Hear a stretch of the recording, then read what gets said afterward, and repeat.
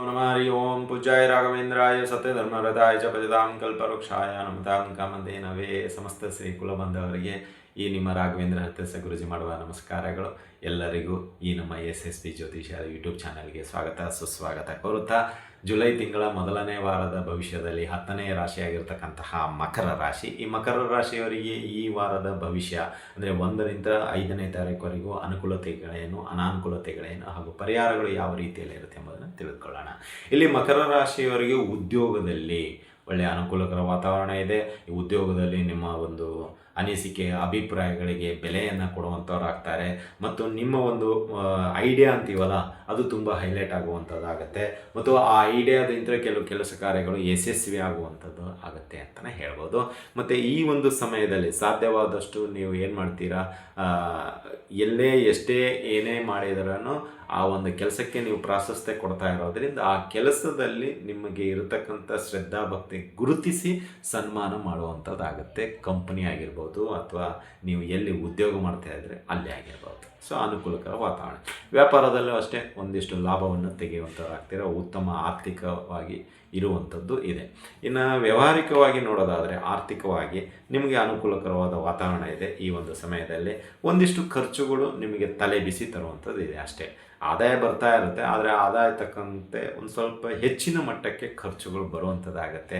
ಅದು ವೈಯಕ್ತಿಕ ಆಗಿರ್ಬೋದು, ವ್ಯಾವಹಾರಿಕ ಆಗಿರ್ಬೋದು ಅಥವಾ ಬೇಡದೇ ಇರೋ ವಿಷಯಗಳಾಗಿರ್ಬೋದು. ಸ್ವಲ್ಪ ಖರ್ಚುಗಳು ಗಟ್ಟಿಯಾಗಿ ಇರುತ್ತೆ, ಅಂದರೆ ಮ್ಯಾಂಡೇಟರಿ ರೀತಿಯಲ್ಲಿ ಅದನ್ನು ನೀವು ಮಾಡಲೇಬೇಕು ಅನ್ನೋ ರೀತಿಯಲ್ಲಿ ಇರುತ್ತೆ. ಹೀಗಾಗಿ ಸ್ವಲ್ಪ ಸಣ್ಣ ಪ್ರಮಾಣದಲ್ಲಿ ಸಾಲ ಮಾಡುವಂತಹ ಪ್ರಮೇಯ ಈ ತಿಂಗಳಲ್ಲಿ ಮಕರ ರಾಶಿಯವರಿಗೆ ಸಿಗುವಂಥದ್ದಾಗತ್ತೆ ಅಂತಲೇ ಹೇಳ್ಬೋದು.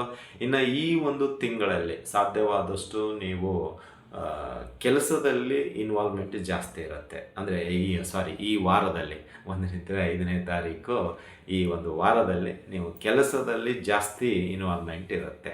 ಸೊ ಈ ಒಂದು ಸಮಯದಲ್ಲಿ ನೀವು ಬೇರೆಗೆ ಎಲ್ಲೂ ಏನಂತೀರ, ಈ ರಜೆಗೆ ಎಂಜಾಯ್ ಮಾಡಲಿಕ್ಕೆ ಸಮಯ ಈ ವಾರ ಸಿಗೋದಿಲ್ಲ ಮಕರ ರಾಶಿಯವರಿಗೆ. ಅಂದರೆ ಕೆಲಸ ಅಧಿಕವಾಗಿರ್ತಾ ಇರೋದ್ರಿಂದ ನಿಮಗೆ ರಿಲ್ಯಾಕ್ಸ್ ಮಾಡಲು ಸಮಯ ಈ ವಾರ ಸಿಗೋದಿಲ್ಲ.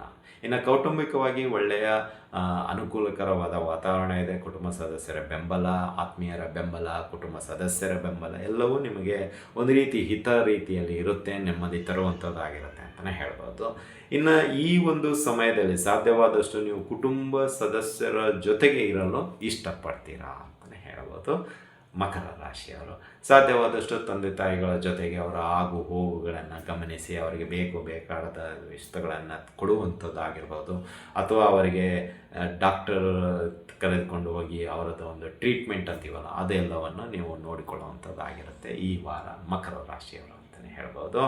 ಇನ್ನು ಇಲ್ಲಿ ಈ ಸಮಯದಲ್ಲಿ ನಿಮಗೆ ಒಂದಿಷ್ಟು ಪಿತ್ರಾರ್ಜಿತ ಅಂತ ಆಗಿರ್ಬೋದು ಅಥವಾ ಆಸ್ತಿ ವಿಷಯ ಆಗಿರ್ಬೋದು ಅನುಕೂಲಕರ ವಾತಾವರಣ ಇದೆ. ಅಂದರೆ ಆ ವಿಷಯಕ್ಕೆ ಎಲ್ಲೋ ಪಾಸಿಟಿವ್ ಶಕ್ತಿ ಸಿಗುವಂಥದ್ದಿದೆ ಅಥವಾ ಎಲ್ಲೋ ಸಕಾರಾತ್ಮಕ ಶುಭವಾರ್ತೆ ಸಿಗುವಂಥ ಪ್ರಮೇಯ ಅಂತೀವಿ, ಅದು ಈ ವಾರದಲ್ಲಿ ನಿಮಗೆ ಸಿಗುವಂಥದ್ದಾಗತ್ತೆ ಅಂತಲೇ ಹೇಳ್ಬೋದು.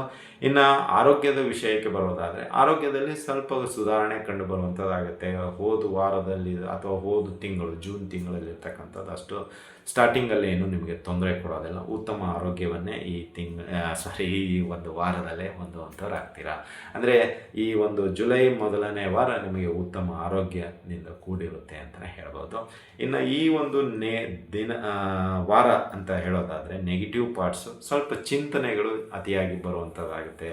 ಬೇಡದೇ ಇರೋ ಚಿಂತನೆಗಳು ನೀವಾಗೆ ಕೆದಕಿ ತಗೊಳ್ಳುವಂಥದ್ದಾಗ್ಬೋದು ಅಥವಾ ಯಾವುದೋ ಚರ್ಚೆಯಲ್ಲಿ ಕೂತಾಗ ಹಳೆಯ ನೆನಪುಗಳು ಮತ್ತೆ ನಿಮ್ಮನ್ನು ರಿವೈಂಡ್ ಮಾಡಿಕೊಳ್ಳೋದ್ರಿಂದ ಸ್ವಲ್ಪ ಹಳೆಯ ವಿಚಾರಗಳಿಂದ ಸ್ವಲ್ಪ ಎಲ್ಲೋ ನಿಮಗೆ ಮೈಂಡು ಅದೇ ವಿಷಯಕ್ಕೆ ಹೋಗಿ ಸ್ವಲ್ಪ ಆರೋಗ್ಯದಲ್ಲಿ ಏರಿಳಿತ ಆಗ್ಬೋದು ಅಷ್ಟೇ. ಅದು ಬಿಟ್ಟರೆ ಇನ್ನೇನು ಆರೋಗ್ಯದಲ್ಲಿ ತೊಂದರೆ ಏನು ಅಂತೂ ಆಗೋದಿಲ್ಲ ಅಂತಲೇ ಹೇಳ್ಬೋದು. ಇನ್ನು ಪರಿಹಾರದ ವಿಷಯಕ್ಕೆ ಬರೋದಾದರೆ ಮಕರ ರಾಶಿಯವರಿಗೆ ಈ ವಾರ ಸಾಧ್ಯವಾದಷ್ಟು ಶಿವನ ಆರಾಧನೆ ಮಾಡಿ, ಶಿವನ ದರ್ಶನ ಮಾಡಿಕೊಳ್ಳಿ ಹಾಗೂ ಶಿವಗೆ ಸಂಬಂಧಪಟ್ಟಂಥ ಸ್ತೋತ್ರಾದಿಗಳನ್ನು ಪಠಣೆ ಮಾಡಿ, ಕ್ಷೀರಾಭಿಷೇಕ ಸೇವೆ ಮಾಡಿಸಿ. ಇದರಿಂದ ನಿಮಗೆ ಅನುಕೂಲವಾಗುತ್ತೆ, ಕಷ್ಟಗಳು ದೂರವಾಗುತ್ತೆ ಅಂತಲೇ ಹೇಳ್ಬೋದು. ಇದಾಗಿತ್ತು ಮಕರ ರಾಶಿಯವರ ಈ ವಾರದ ಭವಿಷ್ಯ. ಈ ಭವಿಷ್ಯ ನಿಮಗೆ ಇಷ್ಟ ಆಗಿದ್ದರೆ ಲೈಕ್ ಮಾಡಿ, ಜಾಸ್ತಿ ಇಷ್ಟ ಆಗಿದ್ದರೆ ಶೇರ್ ಮಾಡಿ ಹಾಗೂ ನಮ್ಮ SSP ಜ್ಯೋತಿಷ ಯೂಟ್ಯೂಬ್ ಚಾನಲ್ನನ್ನು ಸಬ್ಸ್ಕ್ರೈಬ್ ಮಾಡ್ಕೊಳ್ಳಿ ಅಂತ ಹೇಳ್ತಾ ಇಲ್ಲಿಗೆ ಮುಗಿಸ್ತಾ ಇದ್ದೀವಿ. ಮತ್ತೆ ಮುಂದಿನ ರಾಶಿಯೊಂದಿಗೆ ಭೇಟಿಯಾಗೋಣ. ಅಲ್ಲಿವರೆಗೂ ಶುಭಮಸ್ತು, ಶುಭಂ ಭಯಾತ್, ಸರ್ವೇ ಜನಃ ಸುಖಿನೋ ಭವಂತು.